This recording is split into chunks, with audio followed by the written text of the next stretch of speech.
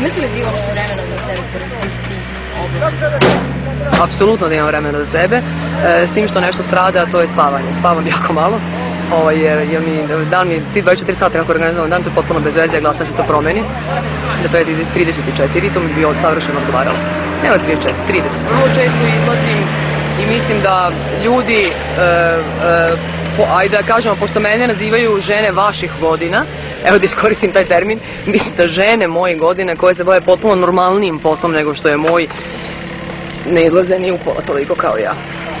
Tako da imam i tekako vremena za sebe. I da pročitam, i da spavam kad mi se spava, i da idem u kafanu, i da izađem i da otputujem, i sve se može organizovati. A šta je za vas dobar problem? Gde volite pokretati? Gde se opuštate? Strašno sam pokretna i mobilna. I to uopšte nije nikakav problem, ali s druge strane, ja volim kafanu, ja volim tamburaše, ja volim muziku i to novosadski tamburaši i znaju. Tako da volim i tu vrstu provoda kao što je dobra kafana i dobra klopa, dobra muzika da se ostane do sitnih sati i nemam ništa protiv da se osvane. Volim i te vrste istarskih konoba, na primjer, to je ta neka vrsta provoda koja meni odgovara, a s druge strane bez problema se uklopim i u publiku Peppersa, Madone, Stonesa, jer to je neka muzika koju ja generalno i slušam. Sad, poznato je da ste na pragu 40-ih i da ste onako napravili... Lete mi lete 30-te. I da ste napravili onako jedan radikalan rez u životu, razvivši se posle 10 godina braka.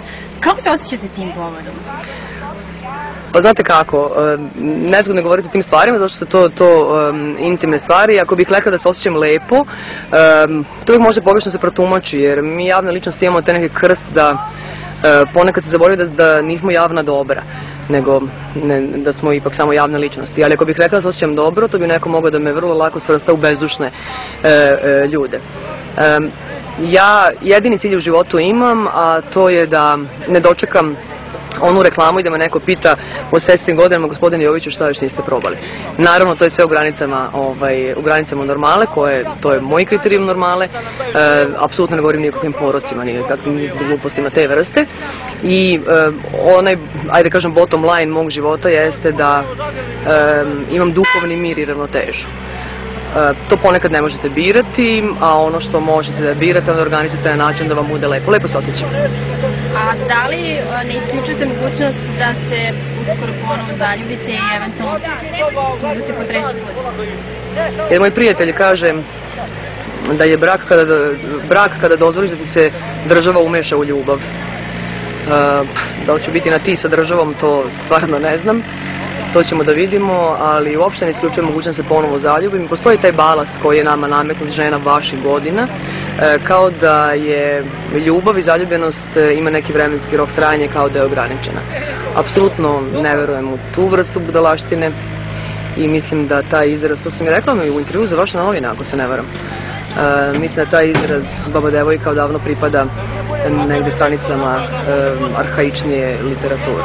Nemam tu vrstu balasta, ne stidim se svojih godina, ne krijem svoje godine, jedva čekam napunim 40 godina, to će biti 7. maja, nekako mi to tako zvuči 40 godina, to mi je nekako super, napravit ću ozbiljnu terevenku, nekako mi je to super. Ja mislim definitivno da je starenje stvar odluke.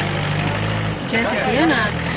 Čerka Tijana ima 19 godina, će sada napuni u oktobru, brucoš, gle čuda, upisala je produkciju, ne znam samo na koga je,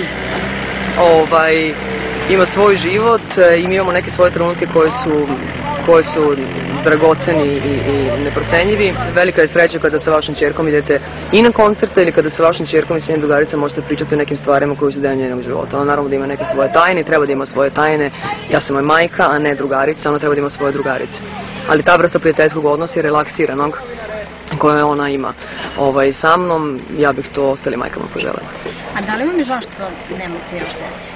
Sad kad se osvrnete unazad? Ja pripadam grupu ljudi koji se ne osvrću unazad. Jer život je sada ovo što vi ja sada razgovaram. I ono što će se desiti možda za koji moment. Od tog računice šta se dogodilo, da li sam mogla, nisam, ja ne trošim vreme. To jako sve brzo ide i brzo prolazi. Ja sam neviđeni optimista u životu i imam onako, mislim da sam sazdana od pozitivnih misli, pozitivne energije, mislim da se to na meni i vidi.